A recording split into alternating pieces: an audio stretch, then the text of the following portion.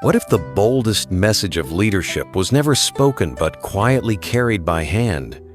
Why does Pope Francis, the leader of one of the world's most powerful institutions, still hold on to a worn leather briefcase? And how can something so small become a sacred symbol of humility in a world obsessed with power and polish? He could have embraced opulence. As Pope, no one would have questioned it. He could have handed off his personal belongings to an aide, accepted a custom-crafted case of gold or ivory, and surrounded himself with symbols of elevated status. But Pope Francis made a different choice, a quieter one, but no less radical. Instead of exchanging his old things for grandeur, he kept them. Specifically, one small black briefcase. At first glance, it's unremarkable. Its edges are scuffed. Its surface has softened with time and travel. There is no coat of arms, no papal seal. And yet, this object has become one of the most poignant and powerful expressions of spiritual leadership in our time. He carries it not for show, but for meaning. Not for practicality alone, but as a visible reminder of something deeper: his identity, his mission, and his grounded presence. It doesn't announce, it doesn't gleam, but in its silence, it speaks volumes. On Mindful Way, we believe these small, mindful gestures reveal the truest essence of a person.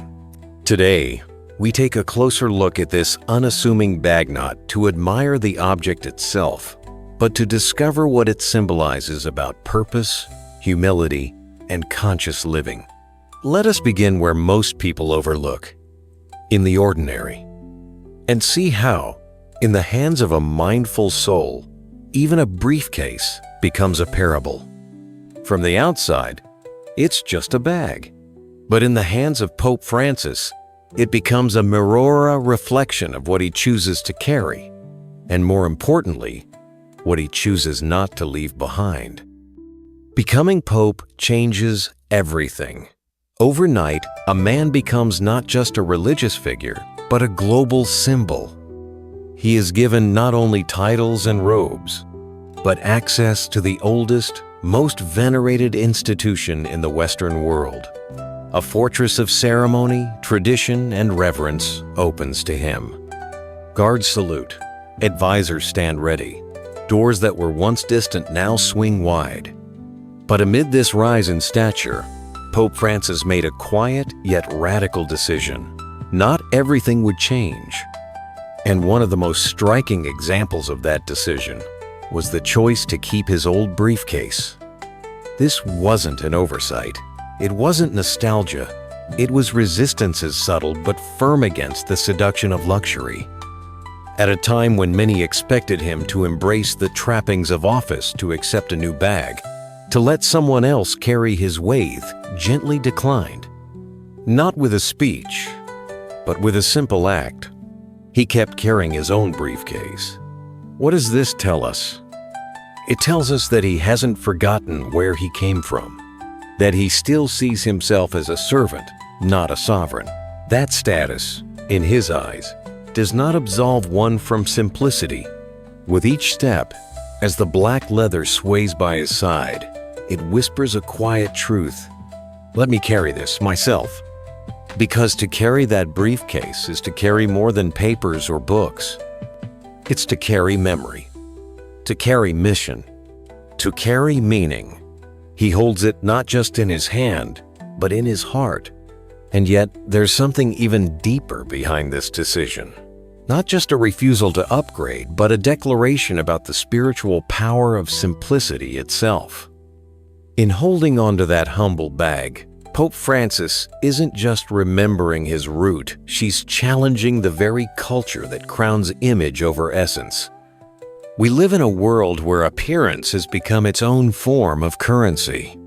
Social media filters, designer labels, constant upgrades everywhere we turn. We're told that to be seen is to be validated. We update our devices, our wardrobes, our public profiles.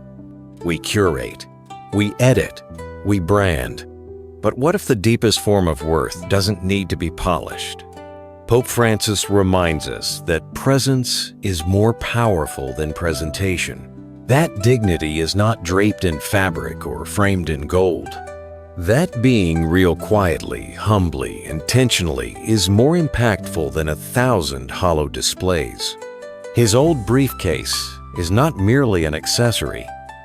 It's a living metaphor, worn but dependable, simple but meaningful, ordinary on the outside but sacred in what it stands for.